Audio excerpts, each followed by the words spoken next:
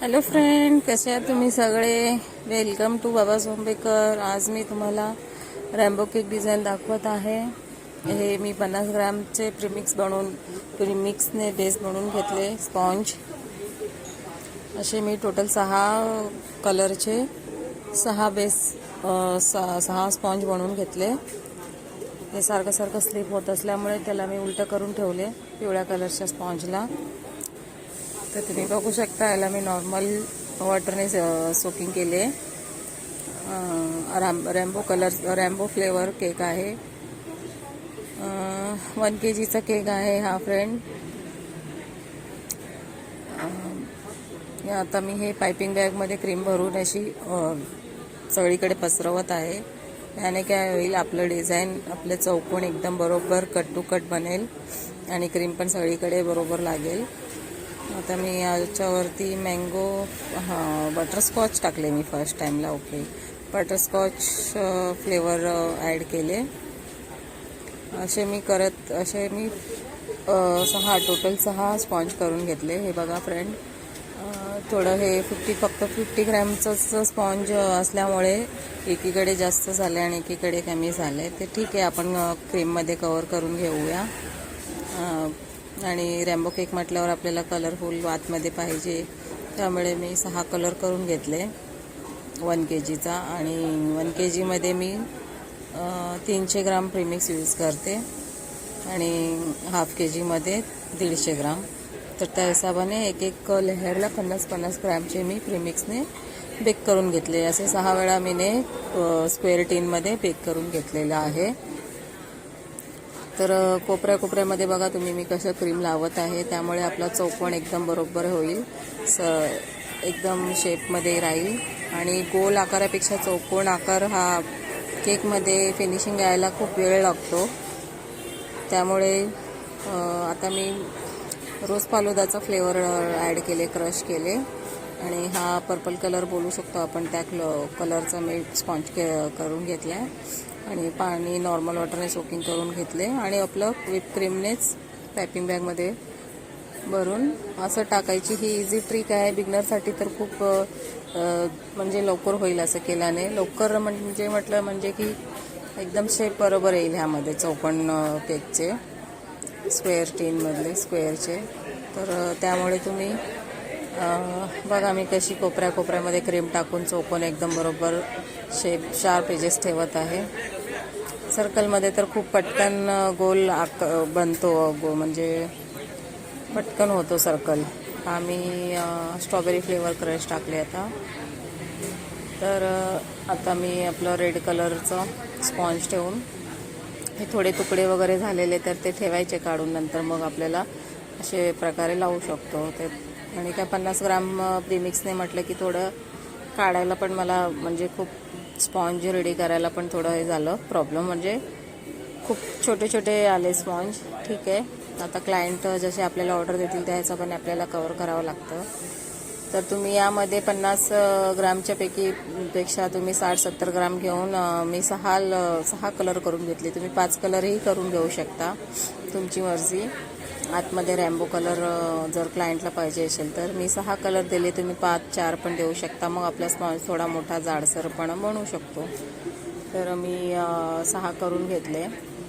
आणि त्यामुळे काय होईल, आपले लेयर जास्त झाल्यामुळे केक पण बरोबर मोठा होईल, वेट वगैरे मॅनेज होतो. माझा मेजरमेंटने तुम्ही जर केक केला तर तुम्हाला प्रॉपर 1 kg केक होईल, जास्त होणार नाही. झालं तरी 50-100 ग्राम जास्त होईल, व्यतिरिक्त जास्त होणार नाही. तर तुम्ही बघू शकता मी कसं चौकोन पूर्ण फिनिशिंग करून घेते.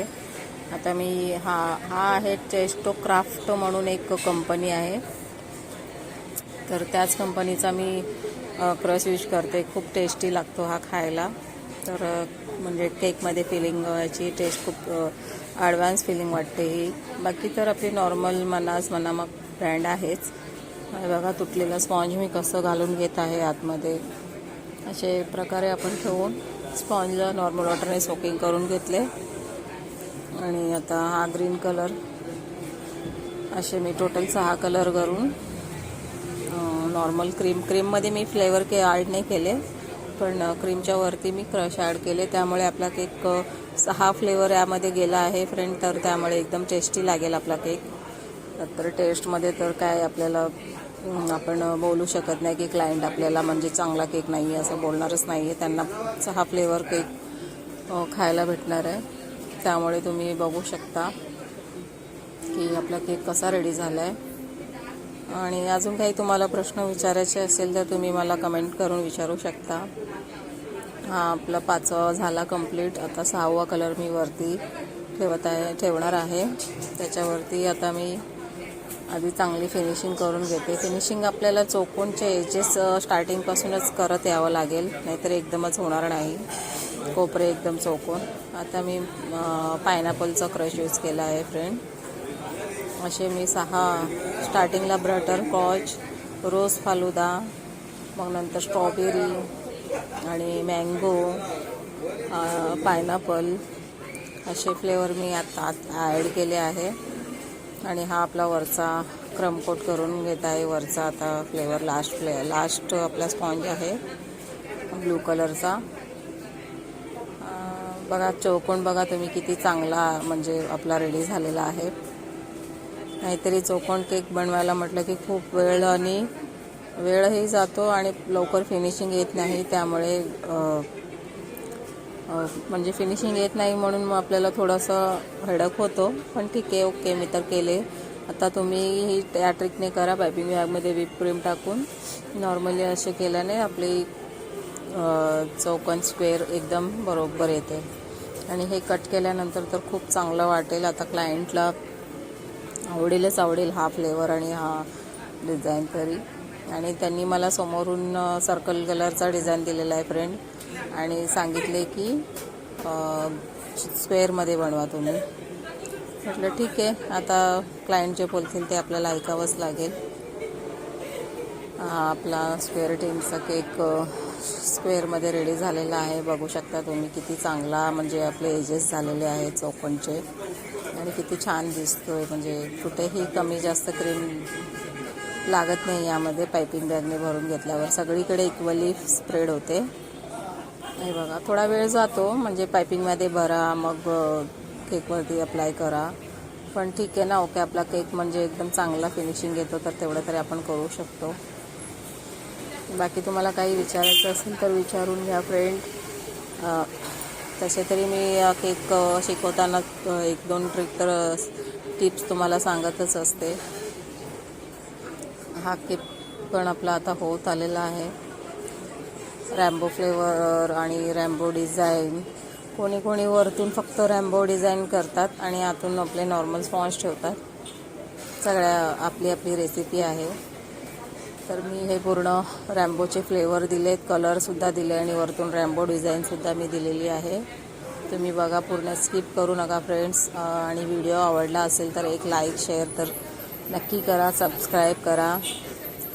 आणि हा मी ब्लू जेल कलर यूज केलेला आहे. आणि मी हा रँडमली पॅलेट लाईटवरती लावून एक ठिकाणी असं लावून घेत आहे, कारण याच्याने शेड आपल्याला चांगला मिळतो.